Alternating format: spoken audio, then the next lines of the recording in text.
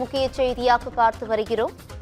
திருப்புவனம் காவல் மரண வழக்கு தொடர்பாக மானாமதுரை டிஎஸ்பி சண்முக சுந்தரம் பணியிடை நீக்கம் செய்யப்பட்டுள்ளார். இது குறித்தான கூடுதல் விவரங்களை வழங்குவதற்காக எமது செய்தியாளர் பாபு சரவணன் இணைகிறார். பாபு சரவணன், வணக்கம். இது குறித்தான கூடுதல் விவரங்கள் என்ன? வணக்கம். சிவகங்கை மாவட்டம் திருப்புவனம் மடப்புறம் பத்ராளியம்மன் கோயிலில் பாதுகாவலராக பணிபுரிந்த அஜித்குமார் என்பவர் காவலர்கள் தனிப்படை காவலர்கள் 6 பேரினால் தாக்கப்பட்டு உயிரிழந்த சம்பவத்தில் தற்போது 5 காவலர்கள் கைது செய்யப்பட்டுள்ளனர்.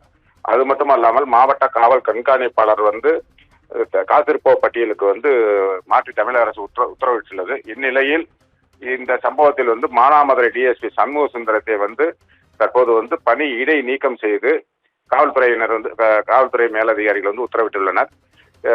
அதனைத் தொடர்ந்து இப்பொழுது அது மட்டுமல்லாமல் இன்று மானாமதுரை டிஎஸ்பி சஸ்பெண்ட் செய்யப்பட்டுள்ள நிலையிலும் இன்று மடப்புறம் பகுதியில் 3 திருட்டு சம்பவங்கள் இப்போது நடைபெற்றுள்ளதாக தெரிய வருகிறது.